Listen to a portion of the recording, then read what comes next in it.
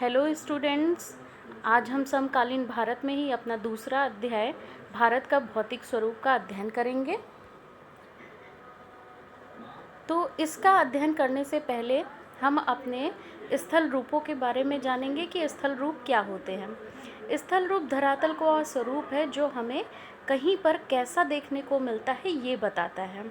अगर हम भारत के संदर्भ में बात करें तो भारत एक विशाल क्षेत्रफल वाला देश है और यहाँ पे सभी प्रकार की स्थलाकृतियाँ देखने को मिलती हैं। इन स्थलाकृतियों में आप उत्तर में जाएंगे तो ऊंचे ऊंचे नवीन वलित हिमालय के रूप में पर्वतीय भाग मिलता है। अगर हम फिर आगे बढ़ेंगे तो उत्तर का विशाल मैदान मिलता है जो कि एक समतल प्राय मैदान है। फिर अगर हम और रूपों के तरफ बढ़ें तो थार का मरुस्थल या जो मरुस्थलीय भाग है शुष्क है।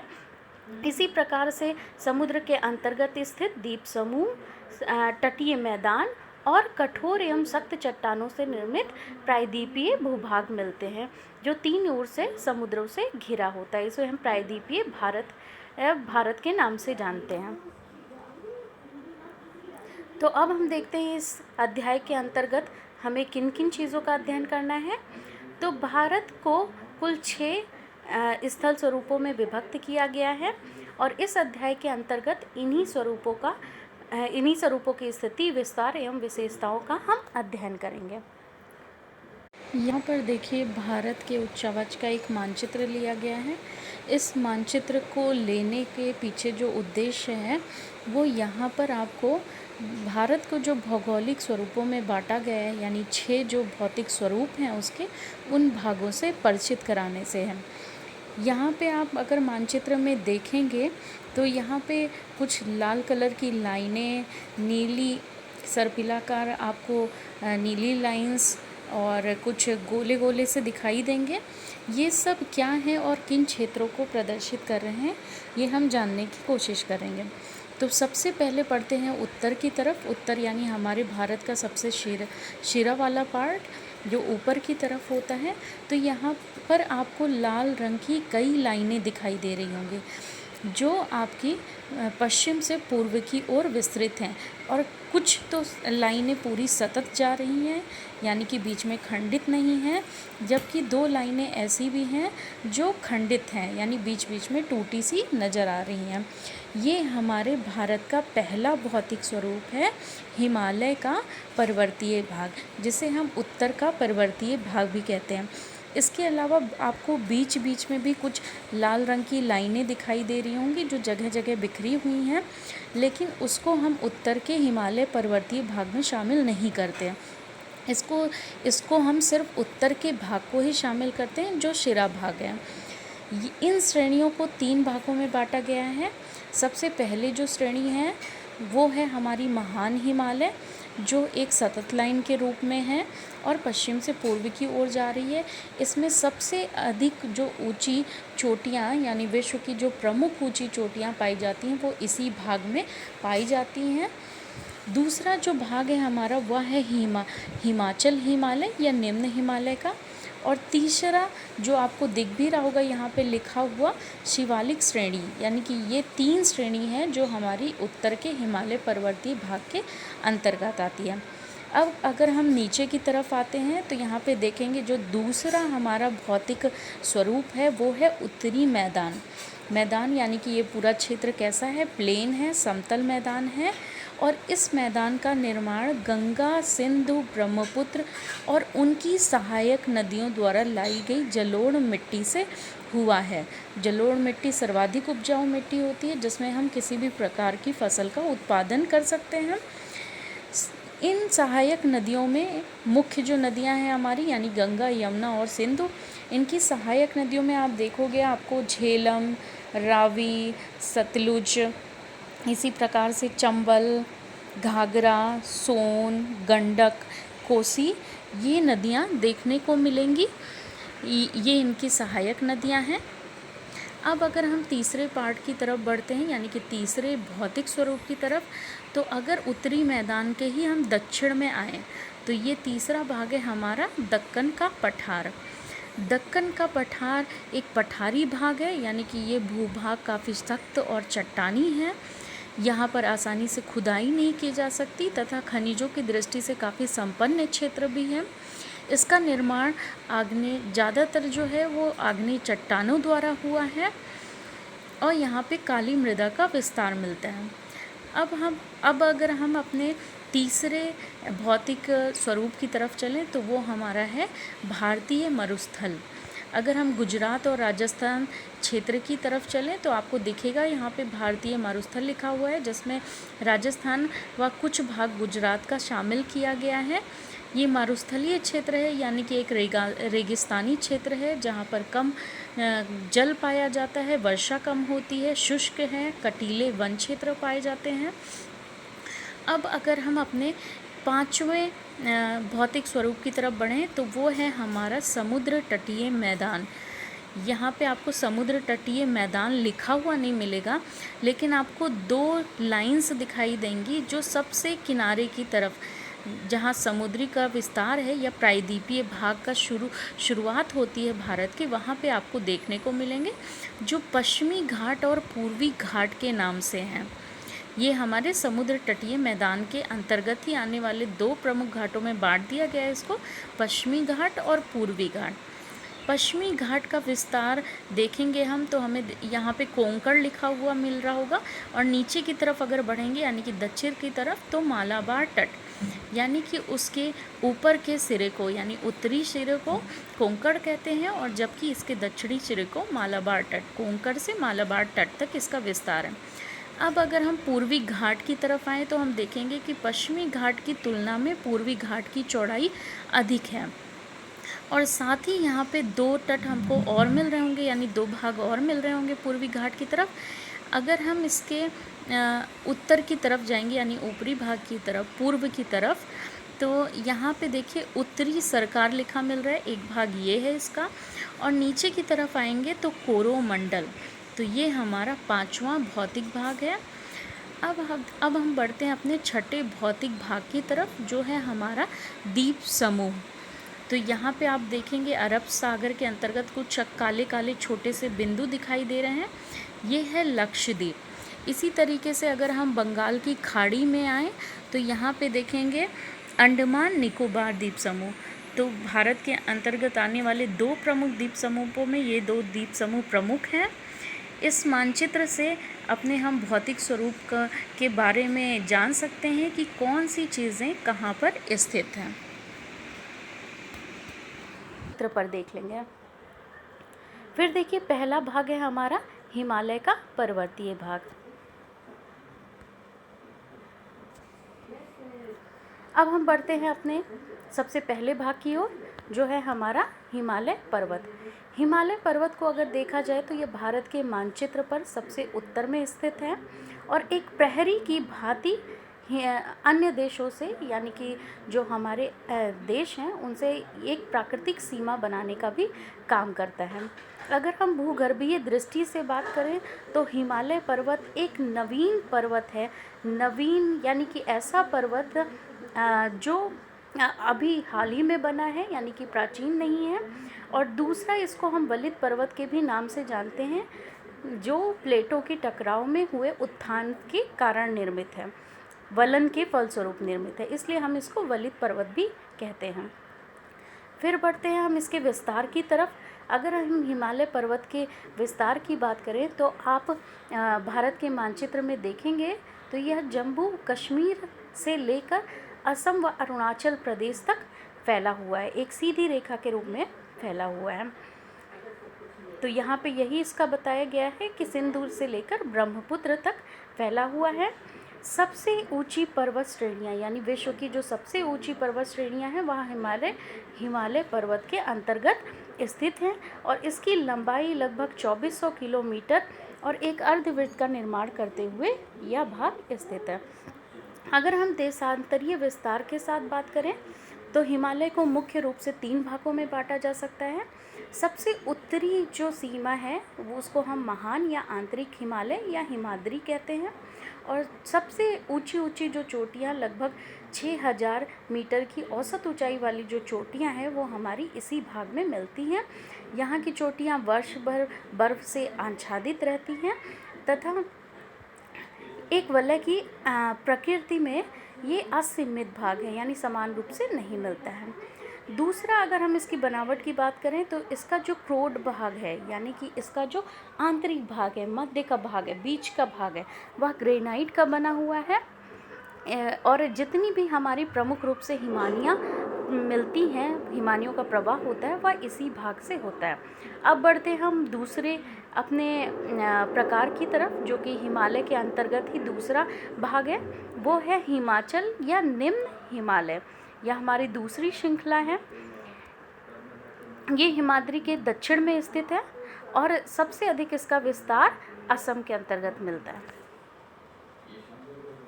अगर हम ऊंचाई की बात करें तो ऊंचाई में यह 3700 मीटर से 4500 मीटर के बीच और चौड़ाई में लगभग 50 किलोमीटर के मध्य में विस्तृत है। साथ ही यह अत्यधिक संपीड़ित और परिवर्तित शैलों से निर्मित है। ये तो हो गया इसका पहला भाग। इसके अलावा भी हिमालय को नदी घाटियों की सीमाओं के आधार पर भी विभाजित किया गया है, जिसमें जो सबसे पहला प्रकार है वो है पंजाब हिमालय का। जो पंजाब हिमालय की सीमा को बनाने का नदियाँ काम करती हैं, उसमें सर्व प्रमुख नदी है सतलुज एवं सिंधु।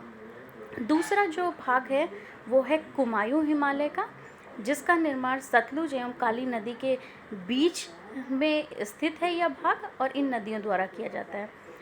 फिर आगे बढ़ते हैं। काली एवं तिस्ता नदियाँ नेपाल हिमालय का, तिस्ता व दिहांग नदियाँ असम हिमालय का सीमांकन करती हैं। अब हम देखते हैं कि ये इन क्षेत्रों के अंतर्गत जो प्रमुख श्रृंखला है वह कौन कौन सी है।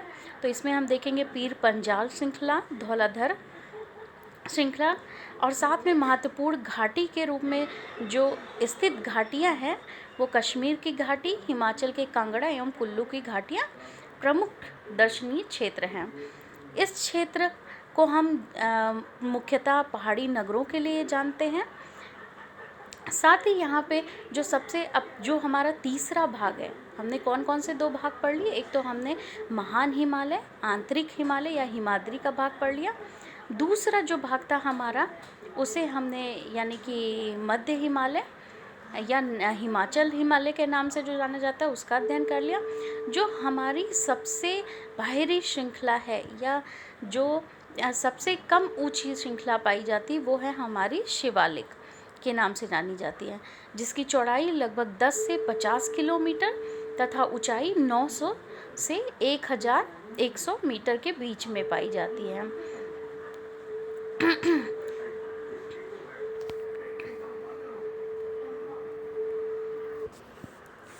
इस भाग में जो घाटियाँ पाई जाती हैं वो बजरी और जलोढ़ की मोटी परत से ढकी हुई हैं। साथ ही हमने दून शब्द से परिचित होंगे। ये दून क्या है? तो निम्न हिमाचल और शिवालिक के बीच में स्थित जो लंबवत घाटी हैं उन्हीं को हम दून के नाम से जानते हैं। और इन दून में जो प्रमुख दून हैं वो हैं हमारे देहरादून, कोटली दून एवं पाटली दून।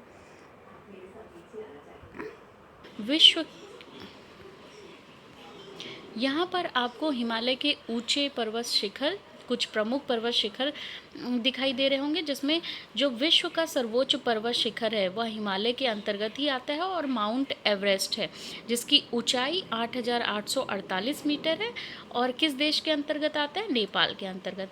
उसी प्रकार से जो भारत की सर्वोच्च ऊंचा पर्वत शिखर है वो है कंचनजंगा, जिसकी ऊंचाई लगभग 8598 मीटर के आसपास है। अन्य पर्वत शिखर में आप देख सकते हैं मकालू, धौलागिरी, नंगा पर्वत, अन्नपूर्णा, नंदा देवी, कमेट, नामचा बरुआ, कुरुला, मंदाता। अब हम बढ़ते हैं अपने दूसरे भौतिक स्वरूप की तरफ, जो है हमारा उत्तर का विशाल मैदान। अगर उत्तर के विशाल मैदान की हम बात करें तो यह 3 प्रमुख नदी प्रणालियों द्वारा सिंधु, गंगा, ब्रह्मपुत्र व इनकी सहायक नदियों से मिलकर बना है। इस मैदान को हम इनके नाम के आधार पर भी जानते हैं, सिंधु, गंगा व ब्रह्मपुत्र के मैदान के नाम से। ये जो एक विशाल मैदान है ये इस पर जो जिस मृदा का विस्तार मिलता है वो हमारी उपजाऊ मृदा, जलोढ़ मृदा है। इस मैदान का विस्तार 7 लाख वर्ग किलोमीटर के क्षेत्र पर है। लंबाई 2400 किलोमीटर और चौड़ाई 240 से 320 किलोमीटर की है। यहाँ पर जो भौगोलिक दशाएं हैं वो काफ़ी उपयुक्त मानव बसाव की दृष्टि से मिलती हैं, जिसमें समृद्ध मृदा आवरण मिलता है, पर्याप्त पानी की उपलब्धता है। इन सब दृष्टिकोण से यहाँ की जो जनसंख्या है वह काफ़ी सघन पाई जाती है। साथ ही जो नदियाँ यहाँ पर निकल के प्रवाहित होती हैं, उन नदियों का उद्गम क्षेत्र हमारे हिमालय के पर्वत हैं, यानी कि ये नदियाँ हिमालय के पर्वतों से निकलती हैं, जिसके कारण ये वर्ष भर इनमें जल प्रवाहित होता रहता है। और जैसे ही ये निचले भागों में प्रवेश करती हैं, यानी मैदानी भागों में प्रवेश करती हैं, तो इनका जो बहाव है वो थोड़ा कम हो जाता है, गति कम हो जाती है, और उसकी वजह से ये नदी द्वीपों का निर्माण करती हैं। ऊंचे पर्वतों से निकलने के कारण ये नदियाँ निक्षेपण के कार्य में लगी रहती हैं, जिससे जब मैदानी क्षेत्र में प्रवेश के कारण इनका बहाव कम हो जाता है, तो जो अवसादों की मात्रा होती है उसके बोझ से ये कई शाखाओं में बढ़ जाती हैं, और इन शाखाओं को ही, इन धाराओं को ही हम वितरिकाएं कहते हैं। इस मैदान को मोटे तौर पर 3 उपवर्गों में बांटा जा गया है। इस मैदान का पश्चिमी भाग सिंधु और उसकी सहायक नदियों द्वारा निर्मित है। यहाँ पे आप देखिए, यहाँ पे नदी और उसके आसपास की घाटी क्षेत्र को दिखाया गया है। अगर हम इस क्षेत्र को देखें तो घाटी क्या होती है हम जान सकते हैं। घाटी वह क्षेत्र है 2 पर्वतों के बीच में जो नदी प्रवाहित होती है, वही क्षेत्र आपका घाटी के रूप में कहलाता है। फिर आगे बढ़ते हैं। जो 3 उपवर्गों की बात की गई थी, सबसे पहला उपवर्ग है उत्तर के विशाल मैदान का, वह है पंजाब का मैदान। ये सिंधु और उसकी सहायक नदियाँ झेलम, सतलज, चिनाब, रावी व व्यास हिमालय से निकलती हैं और इनके द्वारा निर्मित है। इन क्षेत्रों में दोआबों की संख्या बहुत अधिक मिलती है। यहाँ पर हमें दोआब से परिचय कराना होगा, यानी दोआब क्या होते हैं। तो 2 यानी कि 2 संख्या वाला 2, और आप का तात्पर्य है यहाँ पर पानी से, और पानी से हम लेंगे तात्पर्य अपने नदियों से। तो दोआबों को समझने के लिए यहाँ पे कहा जा सकता है कि दोआब वह क्षेत्र है जो 2 नदियों के बीच का क्षेत्र होता है। इसी तरीके से अगर हम पंजाब की बात करें तो पंजाब भी ऐसा ही क्षेत्र है। पन यानी कि 5, और जाब यानी कि आब में विभक्त होता है। नदियों का क्षेत्र, 5 नदियों का क्षेत्र।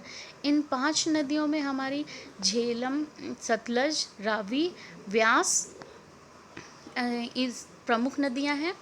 फिर अब बढ़ते हैं हम अपने दूसरे प्रमुख क्षेत्र की ओर, गंगा के मैदान का विस्तार।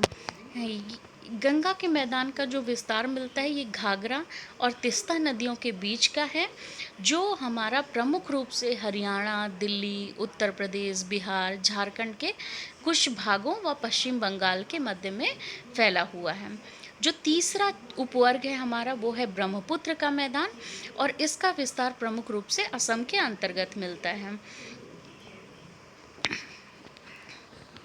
उत्तरी मैदानों की बात की जाए तो इनकी व्याख्या हम प्रायः समतल स्थल के रूप में, मैदान के रूप में करते हैं, परंतु यहाँ पे ध्यान देने वाला बात है कि जो ये मैदान है यहाँ पे भी इनकी भिन्नता के आधार पर, कैसी भिन्नता, भौगोलिक स्वरूप में मिलने वाली भिन्नता। और ये भिन्नता कहाँ मिलती है, इनके ढाल के झुकाव, यानी इनके ढाल के आधार पर मिलती है, इनके झुकाव की दृष्टि से मिलती है। इसके आधार पर इनको 4 भागों में विभाजित किया गया है। सबसे पहला जो भाग है वो है हमारा भाबर क्षेत्र। जब नदियाँ हिमालय पर्वत से निकलने के बाद मैदानों में या उसकी ढाल से गुजरती हैं, मैदानों में प्रवेश करती हैं, तो जो ढाल है वहाँ पर 8 से 16 किलोमीटर की लगभग चौड़ी पट्टी में गुटिका से हमारा तात्पर्य है छोटे छोटे कड़ों, यहाँ पे हम जो गुटिका है वो कड़ों के जमाव से लेंगे। जो निक्षेपण कार्य करती है नदी, उसमें अवसादों का जो प्रकार होता है वो अलग अलग कणों के आधार पर बांटा गया, उनके आकार के आधार पर बांटा गया है। उन्हीं में से जो छोटे छोटे कण होते हैं, यानी जो गुटिका होती, गोले के रूप में जिसका निक्षेपण होते हैं, इसे भाबर के नाम से, इन क्षेत्रों को भाबर के नाम से जाना जाता है। इन क्षेत्रों में प्रायः जो हमारी नदियाँ होती हैं वो विलुप्त हो जाती हैं, यानी धरातल पर हमें प्रवाहित होते हुए नहीं दिखती हैं, जबकि उसके नीचे प्रवाहित होती रहती हैं।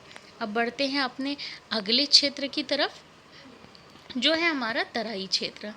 भाबर पट्टी से निकलने के बाद जब नदियाँ धरातल पर पुनः प्रकट हो जाती हैं और नम और दलदली क्षेत्र का निर्माण करती हैं, यही क्षेत्र तराई क्षेत्र कहा जाता है। अगला जो उपवर्ग है हमारा, ये भाग है, वो है हमारा भांगर क्षेत्र। ये उत्तरी मैदान का सबसे विशालतम भाग है, जो कि पुराने जलोढ़ से बना होता है। ये नदियों के बाढ़ वाले मैदान के ऊपर स्थित होता है और इसकी आकृति वेदिका जैसी होती है। यही क्षेत्र भांगर कहलाते हैं। फिर आते हैं अपने अगले क्षेत्र की तरफ, खादर क्षेत्र की तरफ।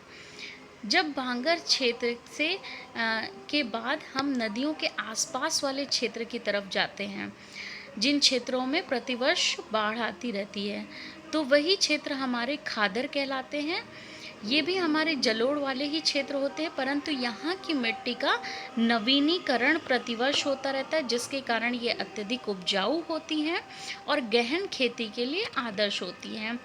गहन खेती की बात करें तो गहन खेती से तात्पर्य हमारा ऐसी कृषि से है जहाँ पे क्षेत्रफल कम होने के बाद भी जो उपज है वो हमें उसके मुकाबले अधिक प्राप्त होती है। देखिए, इस रूपरेखा में आपको दिखाया जा सकता है हमारे जो 4 क्षेत्र अभी बताए गए हैं, भाबर, तराई, बांगर और खादर। यहाँ पे आप सबसे पहले देखेंगे हमारा हिमालय पर्वत दिखाया गया है। जब ये नदियाँ हिमालय पर्वत से निकलती हैं, इसके ढाल पर पहुँचती हैं, तो आपको बड़े बड़े पत्थर, गोले गोले से पत्थर दिखाई दे रहे होंगे। यही क्षेत्र हमारा भाबर क्षेत्र है। दूसरा, आप आगे बढ़ेंगे तो इससे थोड़ा जमाव या निक्षेप जो है वो महीन है, वही हमारा क्षेत्र, और निचला है, वही हमारा क्षेत्र तराई क्षेत्र कहलाता है। जब हम और आगे बढ़ेंगे तो उसके बाद आता है हमारा बांगर क्षेत्र। ये एक विशाल जलोढ़ का क्षेत्र है। फिर हम देखेंगे बीच में हमारे नीले रंग से कुछ दिखाई दे रहा है, ये जल है, यानी जो नदी का सूचक है। और इसके आसपास जो भूरे रंग से आपको दिखाई दे रहा है, यही हमारा खादर क्षेत्र है, यानी नदियों के आसपास का क्षेत्र, जहाँ पर बाढ़ का जो पानी है वो हर वर्ष आता है, वही क्षेत्र हमारा खादर कहलाता है। यहाँ पे देखिए, ये उत्तराखंड की तस्वीर है, जहाँ पर बीच से नदी जा रही है और उसके अगल बगल में अलग अलग आकार के जलोढ़क पाए जा रहे हैं। इन्हें